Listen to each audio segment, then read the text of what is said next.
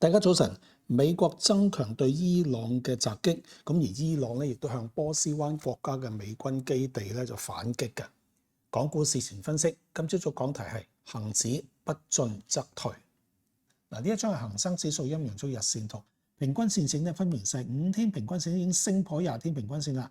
20天平均線咧就有勢想回升咁，但係未得。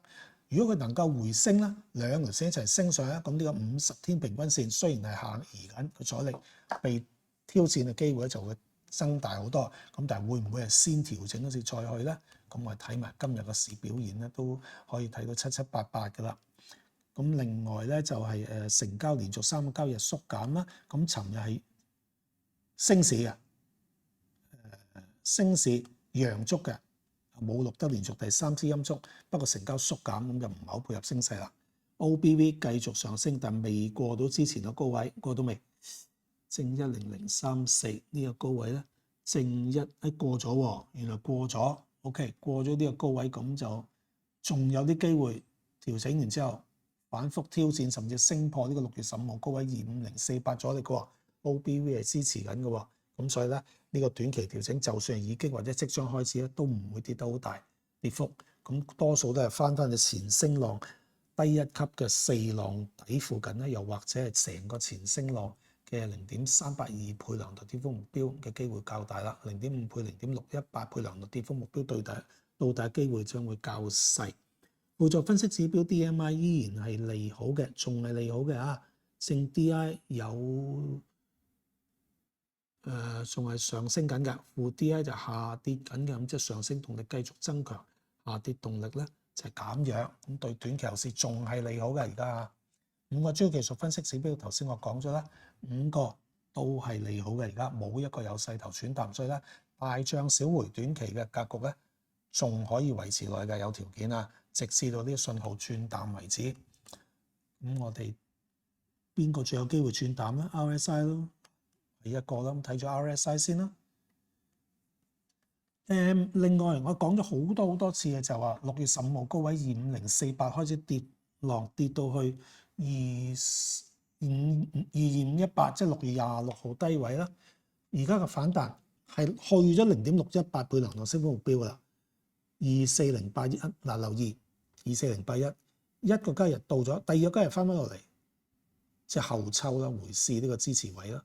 跟住連續兩交易日都企喺上邊。嗱，今日收市價高唔高過24081.48咧？好重要。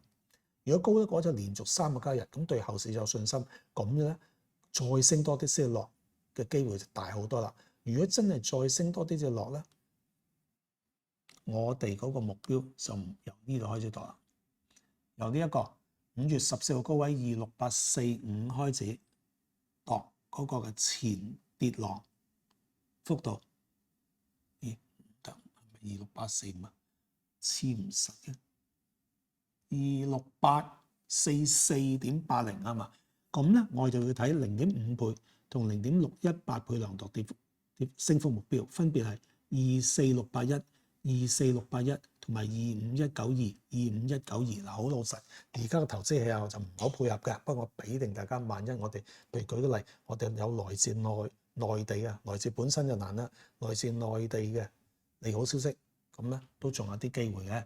同埋最後要留意啊，呢條下降軌由26845同埋6月2號高位26045引申嚟嘅下降軌阻力咧，依然係發揮緊嘅。暫時以收市位計係未過到㗎，以全日高位計就過咗2個交易日㗎啦。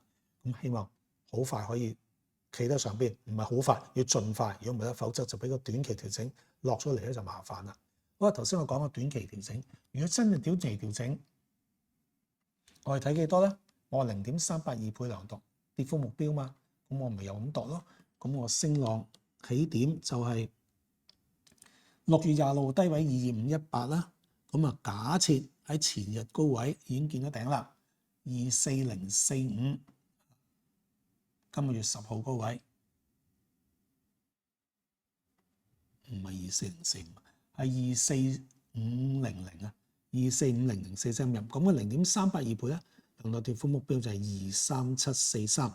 大家 mark 住條位23743。咁人頭先講過，仲有一個度法緊啫嘛，就係前升浪細分為第一級1、2、3、4、5浪裏邊嘅4浪底附近嘛。咁我哋睇個小時圖，咁呢個4浪底附近就係咩啊？就係呢個咯，就係23917啦，係23917。咁即係我哋咧，如果已經開始一條整，我哋睇23917同埋23743嘅，咁即係23971同23743啊。